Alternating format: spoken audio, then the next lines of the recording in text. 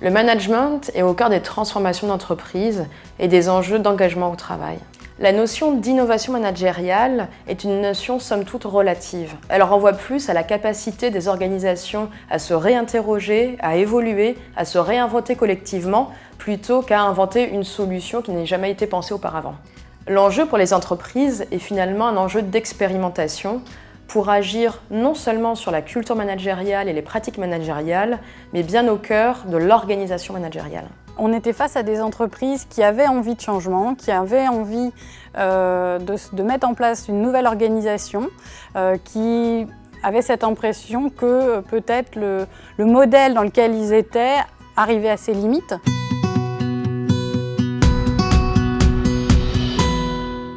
Média Formation est une structure qui depuis 5 ans accroît son activité, elle a quasiment doublé.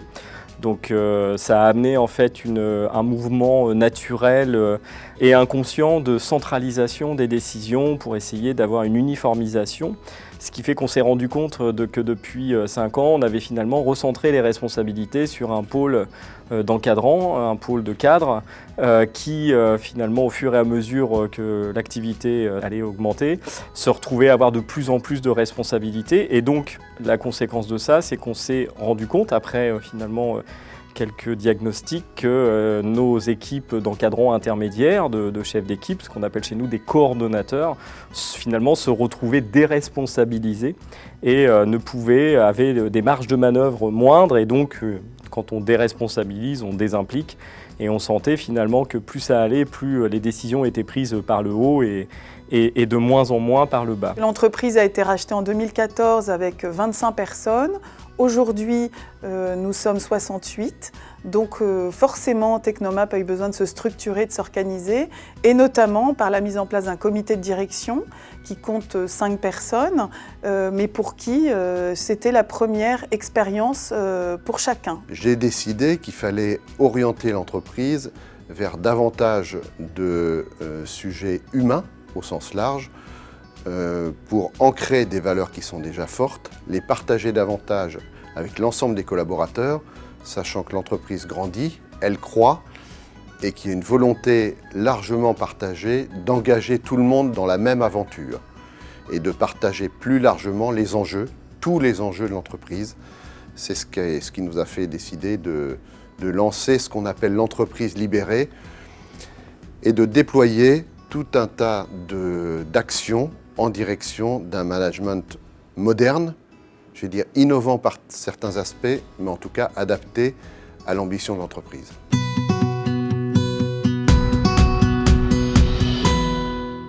Alors les actions qu'on a eu besoin de mettre en œuvre rapidement dans un premier temps, ça a été d'écrire tout simplement la vision qu'on avait de Technomap et nos valeurs. Et notamment une des valeurs phares qu'on a eu besoin d'écrire, ça a été l'exemple, c'est-à-dire fais toi-même ce que tu attends de tes collaborateurs. Mise en place d'un comité de direction, donc on est 5 cadres à médias, donc un comité de direction officiel qui se réunit, qui prend des décisions, qui structure à un moment donné l'organisation, voilà, mise en place d'un pôle d'encadrant intermédiaire et formé et accompagné, voilà, et donc une ligne hiérarchique intermédiaire que sont les coordonnateurs avec un cycle d'accompagnement en management, mise en place d'un séminaire qu'on décide maintenant d'instituer tous les 2 ans et autour notamment d'essayer de créer des outils, on a utilisé le World Café, on fait des barcamps, essayer de dynamiser aussi la façon dont on mène nos réunions et comment essayer de faire remonter tout un tas d'idées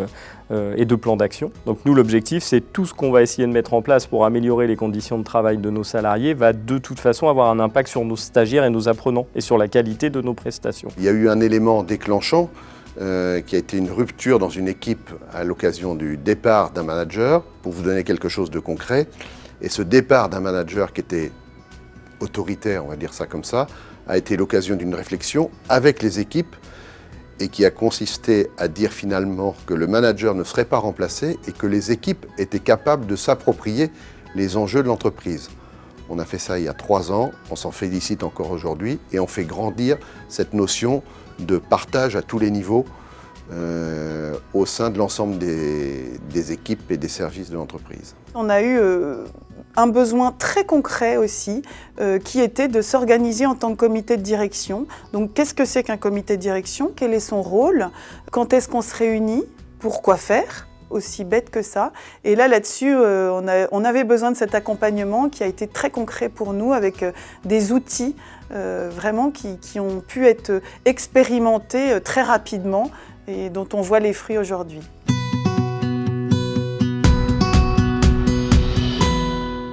Une des choses sur lesquelles le cycle m'a vraiment hyper apporté, c'est le fait de s'autoriser, d'expérimenter. Et là, quand on passe sur de l'innovation managériale, où on va prendre quelqu'un, on va faire du management par projet, on va lui donner on va dire, la main sur quelque chose, on est tout le temps sur de l'expérientiel.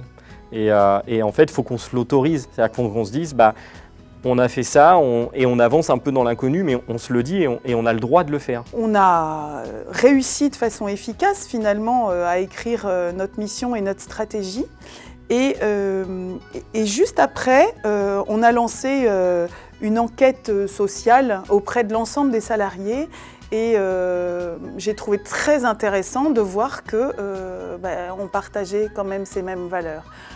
Parmi nos valeurs phares, il y a un esprit de famille et puis la qualité du service et l'engagement dans le service et dans le produit que l'on fabrique pour nos clients. La plus grande surprise, et elle est excellente pour nous, c'est l'appropriation par l'ensemble des équipes, les managers en particulier, mais les collaborateurs en général, de l'ensemble des enjeux de l'entreprise.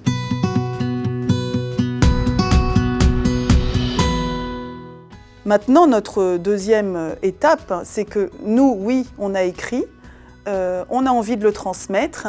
Et comment faire?